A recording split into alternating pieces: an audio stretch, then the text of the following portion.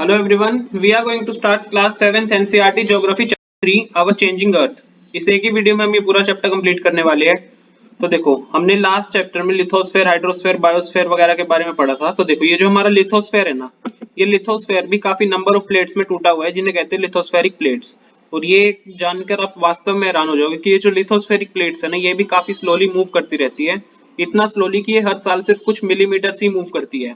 और इनकी मूवमेंट का कारण है कि हमारी जो अर्थ है ना, इस अर्थ के अंदर मोल्टन मैग्मा है। ये जो मोल्टन मैग्मा है अर्थ के अंदर, ये सर्कुलर मैनर में मूव करता रहता है। तो सर्कुलर मैनर को आप थोड़ा समझने के लिए एक्टिविटी देखो। आपको क्या करना है, एक कागज की मतलब पेपर की छोटी सी कलर्ड बॉल लेनी है, मतलब पेपर की बॉल लेनी है जो कि कलर्ड हो, और उसको एक हाफ फिल्ड बीकर में रख देना है। हाफ फिल्ड बीकर में रख देना है जिसमें पानी हो।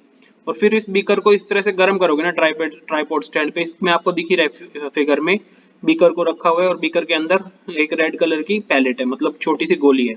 तो देखो जैसे जैसे वाटर वार्म हो जाएगा ना, गर्म हो जाएगा, तो आप नोट करोगे कि ये जो पेपर पैलेट है ना, ये एक बार तो अपवर्ड जाता है गर्म पानी की गर्म लेयर के साथ, और फिर ये थोड़ा सा सिंक भी कर जाता है, मतलब डूबता भी है कोल्ड लेयर के साथ। तो इस तरह की जो मूवमेंट होती रहती है। तो इसी तरह से जो हमारी अर्थ है ना, इसके अंदर जो मोल्टन मैग्मा है वो भी सिमिलर मैनर में ही मूव करता रहता है।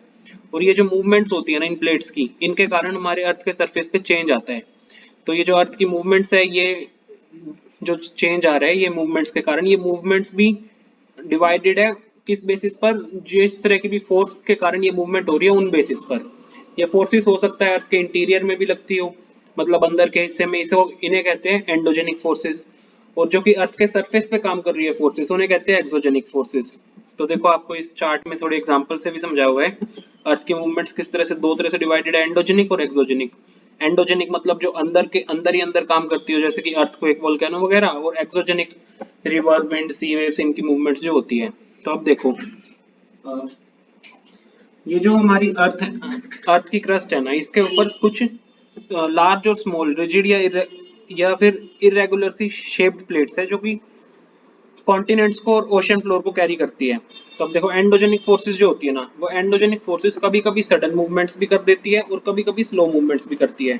और जो सडन मूवमेंट्स होती है ना, जैसे कि अर्थक्वेक्स और वोल्केनोज वगैरह, इसके कारण अर्थ के सरफेस पर काफी ज्यादा मास डिस्ट्रक्शन हो जाती है। वोल्केनो क्या होता है, वोल्केनो एक वेंट होता है, जैसे वेंटिलेशन की बात करते हैं ना घर में, थोड़ी सी वो वेंटिलेशन होनी चाहिए, तो वैसे ही देखो अर्थ के सरफेस पर भी अर्थ की क्रस्ट जो होती है ना, उस क्रस्ट में जो छोटा सा वेंट होता है, ओपनिंग होती है, जिसमें से अचानक से मोल्टन मटेरियल इरप्ट कर जाता है, मतलब निकल जाता है, वो होता है वोल्केनो। आपको इस फिगर में भी दिखाया हुआ है। तो देखो सिमिलरली जब ये लिथोस्फेरिक प्लेट्स मूव करती है ना, अर्थ का सरफेस वाइब्रेट करता है। इस एक्टिविटी से थोड़ा सा समझते हैं। देखो ये आपको क्या करना है, एक कंटेनर लेना है और उसमें भी पानी पानी डाल देना है, और फिर उसको ढक देना है किसी भी लिड से। अब जो पानी जब वो उबलेगा, तो आपको क्या करना है, जो ढका है ना उसको, उस लीड के ऊपर कुछ तो आप पीस रख दो, मतलब मटर, कुछ चम्मच रख दो, बीट्स वगैरह रख दो उस लीड पे। तो आप क्या नोटिस करोगे, जब पानी बॉईल हो जाएगा तो वो जो लीड आपने रखी थी वो भी शेक करेगी, और जो भी चीजें उन लीड के ऊपर रखी है वो वाइब्रेट करेगी। ये तो नॉर्मल सी बात है ना, वो वाइब्रेट करेगी। और जो बीट्स आपने रखी थी वो तो गिर तक जाएगी लीड से, वो स्पून वाइब्रेट करती रहेगी। इसी मैनर से, इसी तरीके से ना, अर्थ का सरफेस भी वाइब्रेट करता है जब अर्थक्वेक होता है।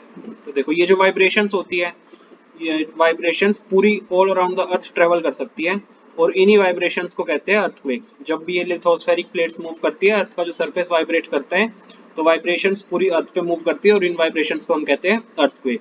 और अर्थ की क्रस्ट में जो प्लेस है ना, जहाँ से मूवमेंट स्टार्ट होती है, उसको कहते हैं फोकस।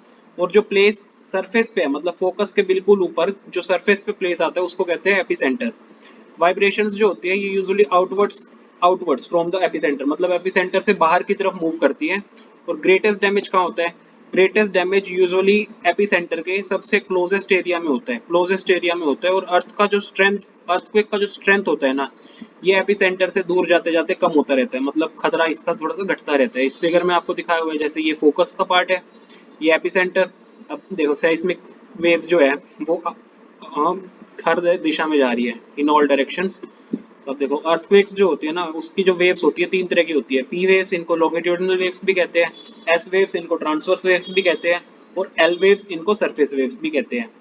तो देखो जो भी अर्थक्वेक्स होते हैं, इनको प्रेडिक्ट तो नहीं किया जा सकता, एग्जैक्ट तो नहीं पता लगेगा कब आने हैं, लेकिन फिर भी इनके इम्पैक्ट को मिनिमाइज किया जा सकता है अगर हम पहले से इनके लिए प्रिपेयर्ड हो। तो सबसे कॉमन जो देखो अर्थक्वेक प्रेडिक्शन के मेथड्स यूज किए जाते हैं ना लोकल लोगों के द्वारा, वो होता है कि भाई एनिमल्स का बिहेवियर स्टडी कर लो, जैसे कि पॉन्ड्स में कोई फिश हो तो वो परेशान सी हो जाएंगी, स्नेक्स सरफेस पे आ जाएंगे अपने बिल से निकल के। अब देखो केस स्टडी है ये, अर्थक्वेक जब भुज में आया था उसकी। तो देखो क्या हुआ, 26 जनवरी 2001 को ना 6.9 रिक्टर स्केल का अर्थक्वेक भुज टाउन को अटैक कर देता है, मतलब भुज टाउन पे आया था। तो देखो ये केस स्टडी क्या बताती है, पहला काम तो ये अर्थक्वेक आया, दूसरा देखो फिर स्कूल्स इसके कारण काफी इफेक्ट हुए, लगभग 971 स्टूडेंट्स और 31 टीचर्स जो थे इनकी लाइफ लॉस का डर लगा हुआ था, क्योंकि स्कूल की बिल्डिंग्स भी कोलैप्स कर गई थी। भुज का जो रिलीफ एफर्ट था वो भी मतलब खराब सा ही हो गया था। देखो जब क्वेक आया उसके 3 दिन में ही ना काफी फूड ब्लैंकेट या फिर मेडिकल सप्लाई सब तक नहीं पहुंच पा रही थी, तो इसके कारण भी काफी प्रॉब्लम्स आ रही थी। भुज में काफी डिस्ट्रक्शन भी हुई, फोन लाइंस, वाटर पाइपलाइंस या फिर पावर ट्रांसमिशन स्टेशन जो थे ये सब खराब हो गए। सिटी में फायर भी आ गई, क्योंकि इसके कारण से, अर्थक्वेक के कारण से चारकोल्स या फिर कुकर्स होते ये सब खराब से हो गए थे। और प्रेसिडेंट ने ना ये जो क्वैक जोन था इधर इमरजेंसी घोषित कर दी थी। सीएम ने, गुजरात के जो सीएम थे उस टाइम, उन्होंने फाइनेंशियल हेल्प के लिए भी अपील किया था। गुजरात के चीफ मिनिस्टर जो थे ना गुजरात के, उन्होंने सेंटर से अपील की थी कि भाई इस डिजास्टर से डील करने में आप हेल्प भी करो। तो देखो आपको एक खबर की बात है कि अर्थक्वेक जो होता है ना उसको मेजर किया जाता है एक मशीन की हेल्प से, जिसको कहते हैं सीज्मोग्राफ। क्या होता है, जो मैग्नीट्यूड होता है ना अर्थक्वेक का, उसको मेजर किया जाता है रिक्टर स्केल पे। रिक्टर स्केल पे अगर 2.0 है ना रिक्टर स्केल पर मैग्नीट्यूड, तो इसका मतलब वो थोड़ा सा ही फील होएगा, इतना ज्यादा खतरनाक नहीं है। लेकिन 5 का जो अर्थक्वेक है उसमें थोड़ा सा डैमेज आ सकता है, हो सकता है चीजें गिर भी जाए। मैग्नीट्यूड 6 है तो उसको हायर मैग्नीट्यूड माना जाता है और काफी स्ट्रॉन्ग भी माना जाता है। और 7 के अर्थक्वेक को मेजर मेजर अर्थक्वेक माना जाता है। तो अब देखो अर्थक्वेक प्रिपेयर्डनेस, अर्थक्वेक के लिए कैसे प्रिपेयर्ड हुए, तो देखो ये कुछ तरीके बताए हैं। सबसे पहला सेफ स्पॉट, अपने लिए सेफ शेल्टर लेना है अर्थक्वेक में, तो इस तरह की जगह देखो आप, सेफ स्पॉट हो, मतलब कि हो सकता है किसी किचन का काउंटर हो उसके नीचे आप छुप जाओ, मजबूत टेबल या डेस्क के नीचे छुप जाओ, या फिर किसी भी घर में कोई इनसाइड कॉर्नर हो या फिर वॉल हो उसके थोड़ी सी हेल्प ले सकते हो। आपको दूर किन चीजों से रहना है, फायर प्लेसेस से दूर रहना है। आपने अभी भुज के केस में भी पढ़ा ना, सिटी में काफी जगह पे फायर लगी हुई थी, तो फायर प्लेसेस से आपको दूर रहना है। चिमनीज के अराउंड के एरिया से दूर रहना है। उन विंडोज से दूर रहना है जिनमें कि जो कि गिर सकती है, जैसे कि मिरर्स या फिर पिक्चर फ्रेम्स हो गए, इस तरह की भी चीजें। और आपको प्रिपेयर्ड भी रहना है, लोगों में, अपने फ्रेंड्स में या फिर फैमिली मेंबर्स में अवेयरनेस पहुंचानी है। और ये जो भी डिजास्टर होता है ना अर्थक्वेक जैसा, इसको कॉन्फिडेंस से फेस करना है, घबराना नहीं है आपको सबसे पहले। मेजर लैंडफॉर्म्स, तो देखो जब भी ये लैंडस्केप होता है ना, ये लैंडस्केप जो होता है ये कॉन्टिन्यूसली मतलब झड़ता जा रहा है, खराब होता जा रहा है, दो प्रोसेसेस से, वेदरिंग और इरोजन। वेदरिंग क्या होता है, वेदरिंग तो होता है कि जो अर्थ की सरफेस पर रॉक्स होती है ना ये टूट जाती है, इसको कहते हैं वेदरिंग। और इरोजन क्या होता है, इरोजन होता है लैंडस्केप की कंटिन्यूस जो ये वियर वियर टियर एक्शन हो रहा है ना, मतलब कि झड़ता सा जा रहा है, या फिर जैसे सपोज मिट्टी मिट्टी को एक जगह से दूसरी जगह पर विंड लेके जा रही है, तो इस तरह से वियर अवे हो रहा है ना ये लैंडस्केप का, अलग अलग एजेंट्स जैसे वाटर, विंड या आइस वगैरह, मतलब कि झड़ता सा जा रहा है, इसको कहते हैं इरोजन। जो इरोडेड मटेरियल होता है ये यूजुअली वाटर या विंड इसको ट्रांसपोर्ट कर देती है और कहीं ना कहीं डिपॉजिट कर देती है। तो ये जो प्रोसेस चलता रहता है इरोजन और डिपोजिशन का, इसके कारण अर्थ के सरफेस पर अलग अलग लैंडफॉर्म्स बनती है। वर्क ऑफ अ रिवर, देखो जो रनिंग वाटर होता है ये लैंडस्केप को इरोड करता है, क्योंकि देखो जब भी रिवर करता ही है, ऑब्वियसली ये मिट्टी वगैरह लेके जाता है अपने साथ, सेडिमेंट्स लेकर जाता है। तो जब भी रिवर ना एक टर्न मारती है काफी खड़े एंगल पे या फिर स्टीप एंगल पे, हार्ड हार्ड रॉक्स पर या फिर एक स्टीप वैली पर, तब उससे क्या बन जाता है, उससे वाटरफॉल बनता है। आप देख रहे हो इधर भी वाटरफॉल बना हुआ, तो देखो वाटरफॉल बनता है। तो अच्छा ये तो पहले ये पढ़ लेते हैं चलो। देखो काफी छोटे छोटे वाटरफॉल्स है around the world. Highest waterfall जो है वो है एंजल फॉल्स, ये वेनेजुला का है, साउथ अमेरिका में। और जो दूसरे वाटरफॉल्स है जैसे कि नायगरा फॉल्स, ये लोकेटेड है कनाडा और यूएसए के बॉर्डर पे नॉर्थ अमेरिका में। और विक्टोरिया फॉल्स ये लोकेटेड है जाम्बिया और जिम्बाब्वे के बॉर्डर पे अफ्रीका में। अब पढ़ते हैं देखो, हमने वाटरफॉल कैसे बनता है वो समझ लिया। हार्ड रॉक इसमें फिगर में भी दिखाया हुआ है, देखो ये हार्ड रॉक है एक। अब ये सॉफ्ट रॉक जो है ये धीरे धीरे वाटर के प्रेशर या पावर के कारण से अंडर कट हो जाती है, मतलब कि ये नीचे हो जाती है, और ऊपर वाली हार्ड रॉक है उसका इरोजन ज्यादा नहीं हुआ, तो इस तरह के केसेस में भी वाटरफॉल बन जाता है। अब देखो जैसे जैसे रिवर प्लेन्स में एंटर करती है, तो ट्विस्ट एंड टर्न्स आते रहते हैं, तो जिसके कारण बड़े बड़े बेंड्स बन जाते हैं, इन्हें कहते हैं मिएंडर्स। इस फिगर में देख लो आप, ये जो मिएंडर्स बने हुए हैं ना, ये रे फिगर में मिएंडर्स दिखाए हुए हैं ट्विस्ट एंड टर्न्स के कारण। अब देखो ये क्योंकि कंटिन्यूअस इरोजन और डिपोजिशन मिएंडर्स पे होता रहता है, तो ये मिएंडर्स के जो लूप होते हैं ना, ये आपस में पास पास आ जाते हैं। तो देखो देखो ये पास आ गया ना मिएंडर का लूप थोड़ा। तो टाइम के साथ ये जो मिएंडर का लूप होता है ना, कभी कभी क्या होता है, ये रिवर से अलग ही हो जाता है और एक अपने आप ही कट ऑफ लेक बना लेता है, जिसको हम ऑक्सबो लेक भी कहते हैं। इधर आपको इस फिगर में ये ऑक्सबो लेक भी दिखा अलग ही हो गया देखो रिवर से। और देखो कभी कभी देखो क्या होता है, ये रिवर्स जो होती है ये अपने तट से मतलब बैंक से ओवरफ्लो भी हो जाती है। तो ओवरफ्लो के कारण जो भी नेबरिंग एरियाज होते हैं उधर बाढ़ आ जाती है, फ्लडिंग हो जाती है। तो इस फ्लड से क्या होता है, ये फ्लड जो होती है तो इसमें जो रिवर होती है उसमें जो फाइन सॉइल होती है ना, तो layers of fine soil deposit हो जाती है इन बैंक्स पर, और दूसरे मटेरियल्स भी जिन्हें सेडिमेंट्स कहा जाता है, ये भी इन बैंक्स पर डिपॉजिट हो जाते हैं। तो इसके कारण एक फ्लैट फर्टाइल फ्लड प्लेन बन जाता है। ये देखो आपको फिगर में फ्लड प्लेन भी दिखाई है, बाढ़ के कारण से देखो ये फ्लड सारा। तो ये क्या होते हैं, तो ये जो रेस्ड बैंक्स होते हैं, जो बैंक्स रेस्ड हो जाते हैं ना, क्योंकि डिपोजिशन वगैरह हुई है, तो ये थोड़े से ऊंचे हो गए। अब ऊंचे बैंक्स जो होते हैं, अब देखो क्योंकि जब रिवर मतलब सी की तरफ जब रिवर जाती है, तो इसकी फ्लोइंग वाटर की जो स्पीड होती है ना वो कम हो जाती है। और क्या होता है, रिवर ना स्पीड कम हो जाने के बाद वो भी छोटी छोटी स्ट्रीम्स में टूटने लगती है, जिन्हें हम कहते हैं डिस्ट्रीब्यूटरीज। जैसे आपको दिख रहा है इस फिगर में भी, ये मेन रिवर है, तो देखो मेन रिवर कैसे छोटी छोटी डिस्ट्रीब्यूटरीज में टूट गई। और देखो ये डिस्ट्रीब्यूटरीज में टूट गई, तो रिवर इतनी स्लो हो जाती है कि इसके अंदर जो भी लोड होता है ना वो डिपॉजिट होना शुरू हो जाता है।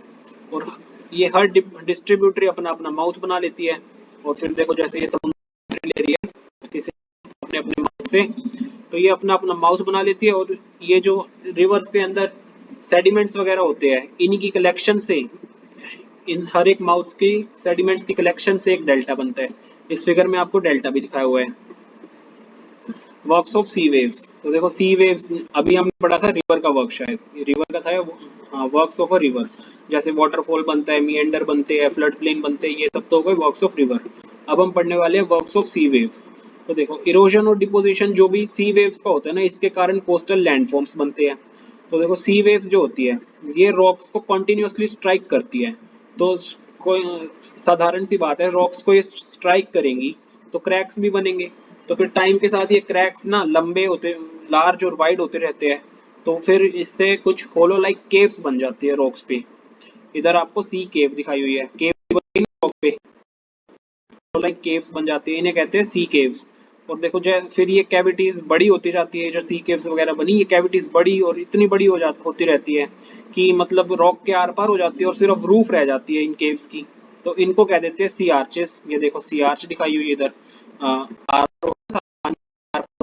केव भी मतलब पूरी खुल गई है केव एक तरह से, पीछे की साइड से भी सिर्फ रूफ रह गई, तो ये बन गई सी आर्च। और अब देखो अब इरोजन इतना होता जा रहा है कि ये रूफ भी नहीं बची, अब रूफ भी नहीं बची, सिर्फ वॉल्स रह गई, तब बन जाता है स्टैक। इस तरह के सरफेस को कहते हैं स्टैक। ये देखो स्टैक दिखाया, अब रूफ नहीं बचा, स्टैक। और देखो अब एक और चीज, टीपी रॉक जो होती है, मतलब कि खड़ी सी रॉकी सरफेस नहीं होता जो कि बिल्कुल पानी के वर्टिकल होता है, उसको कह देते हैं सी क्लिफ। सी क्लिफ कैसे जैसे आपने शायद थॉर रैग्नारोक मूवी देखी हो, तो उसमें जहाँ पर जहाँ पर एसगार्ड बसाने की बात की थी, वो एरिया जहाँ पर मतलब ऑडिन की डेथ होती है, वो किस तरह के मतलब मूवी में आया था ना एक सीन, ऑडिन आता है थोर और लॉकी से मिलता है, तो वो एक सी क्लिफ जैसे एरिया पे ही खड़े थे। तो मतलब स्टीपी रॉक जो कि एकदम खड़ी सी होती है ना समुंदर के वर्टिकली, उसको कहते हैं सी क्लिफ।